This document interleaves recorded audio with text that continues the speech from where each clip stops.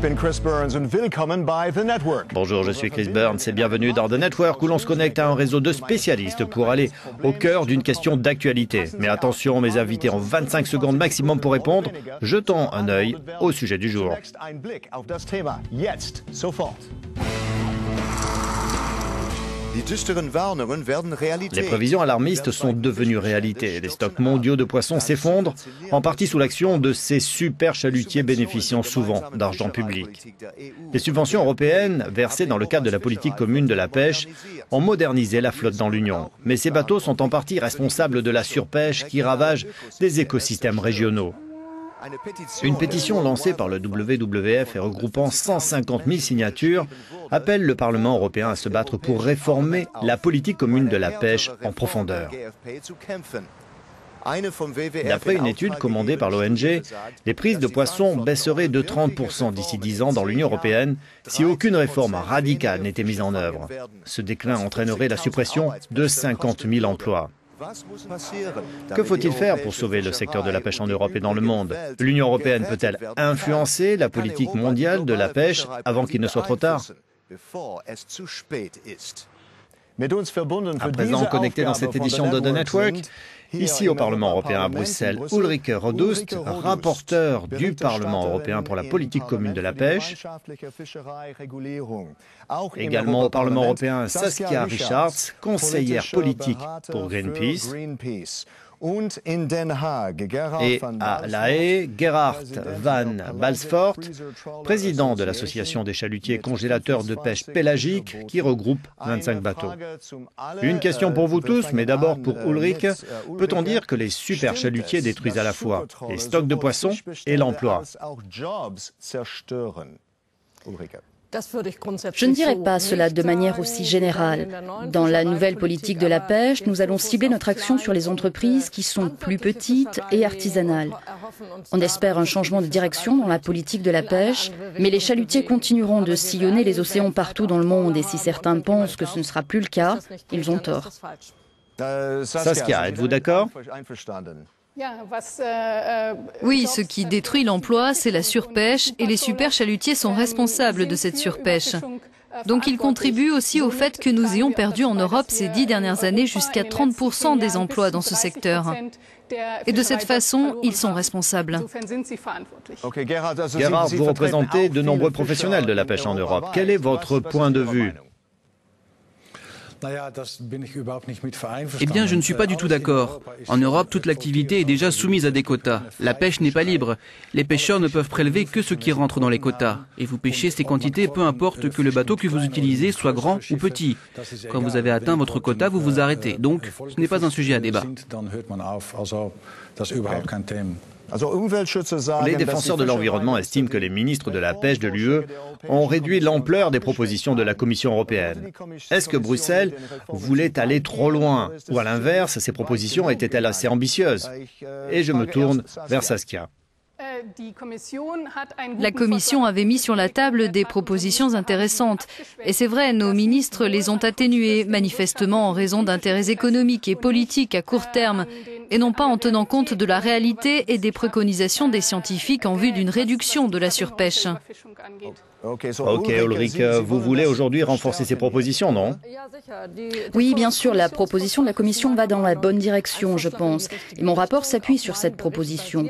Selon moi, le Conseil des ministres a fait tout son possible pour diluer les bonnes propositions.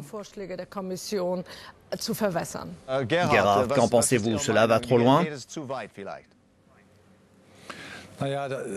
Eh bien, il n'y a pas qu'une proposition de la Commission. En réalité, il y a de nombreuses propositions dans une seule proposition. Certaines vont dans la bonne direction, pour d'autres, la Commission exagère, oui. Et donc, on ne peut pas simplement répondre en disant oui ou non. C'est un peu trop compliqué pour répondre aussi simplement. Les océans sont à l'agonie en raison des mauvais traitements qu'on leur inflige. A-t-on besoin d'une organisation mondiale pour réglementer la pêche? Qu'en dites-vous, Ulrike? Je pense que l'on doit avoir en tête qui est compétent dans ce domaine. La Commission européenne est compétente pour les eaux européennes et des traités sont signés avec les pays en développement. Mais ces traités doivent être justes. Ils doivent tenir compte des droits de l'homme et ils doivent garantir que les pêcheurs européens prélèvent uniquement ce dont les pays en développement n'ont pas besoin. Mais Saskia, est-ce la réalité? Je suis d'accord avec Ulrike. L'Union européenne gère très mal ses propres eaux territoriales. Les quotas en particulier sont trop élevés. La surcapacité de la flotte a été subventionnée au lieu d'être réduite comme c'était recommandé. Ok Gerhard, qu'en pensez-vous? Faut-il continuer à réformer? Ce dont on a besoin, c'est d'une politique mondiale de la pêche. Une politique qui soit aussi élaborée dans les régions et pas seulement à Bruxelles. Il faut se rendre compte que ce que les bureaucrates et les politiciens pensent ne correspond pas toujours à la réalité. La pêche en mer du Nord est plutôt différente de celle pratiquée en Méditerranée, par exemple. La politique devrait vraiment être élaborée à un niveau inférieur. Pour la mer du Nord, la Méditerranée. Le consortium international des journalistes d'investigation affirme que les entreprises membres de votre association, Gerhard van Balsfort, ont reçu des millions d'euros en subventions européennes pour moderniser leurs bateaux et une aide supplémentaire de plusieurs millions sous la forme d'allègements fiscaux sur les carburants.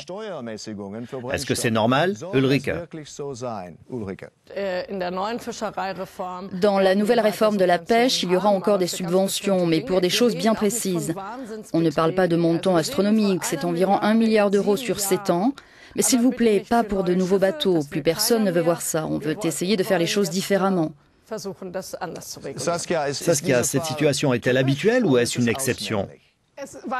Jusqu'à maintenant, il était courant que l'industrie de la pêche reçoive un soutien financier pour ses bateaux, mais aussi pour ses droits de pêche dans les eaux nationales étrangères comme dans l'ouest de l'Afrique.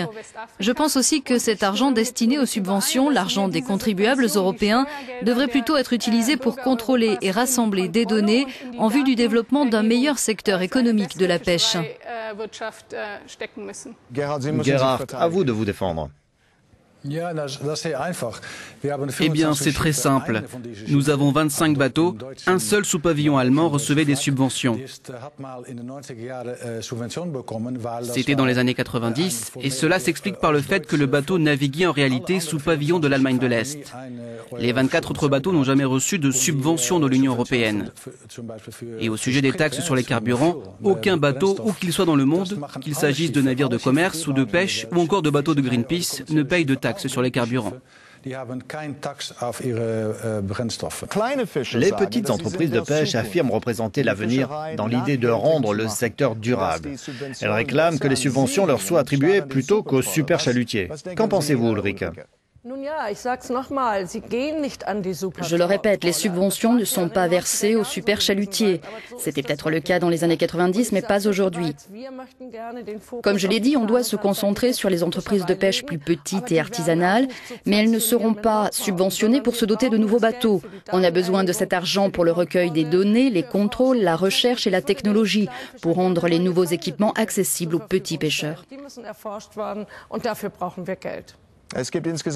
Il y a 12 millions de personnes qui vivent de la pêche artisanale dans le monde, en particulier dans les pays en développement. Des personnes dont les revenus dépendent largement de la pêche. Comment garantir leur emploi, leur vie et leurs poissons? Saskia. Le plus important, bien entendu, c'est de faire en sorte que les stocks de poissons puissent se régénérer. Ainsi, les ressources seront suffisantes pour que les pêcheurs puissent vivre de leur activité. À titre de comparaison, en une journée, l'un des bateaux de l'organisation de M. Van Balsfort pêche 250 tonnes de poissons. Ça correspond à tout ce qu'une soixantaine de pêcheurs de Mauritanie peuvent prélever en un an. Ok, Gerhard, que répondez-vous? 90% de nos prises en Europe et ailleurs sont exportées vers des pays comme le Nigeria et la Côte d'Ivoire. Sur place, les consommateurs n'ont pas d'argent pour acheter autre chose que du poisson, comme de la viande par exemple. Des petits bateaux, et être petit, ce n'est pas forcément ce qu'il y a de mieux, ne seraient pas capables de faire ce que nous faisons. Quant aux poissons que nous pêchons en Europe, des petits bateaux ne pourraient jamais le transporter jusqu'au Nigeria. Tout est une question de quotas. Que vous pêchiez avec de grands ou de petits bateaux n'a rien à voir là-dedans. Ça n'a pas d'importance. Malheureusement, le temps nous est compté. J'aimerais remercier mes invités Ulrike Rodust, Saskia Richards et Gerhard van Balsfort. C'était Chris Burns et à bientôt pour une prochaine édition de The Network.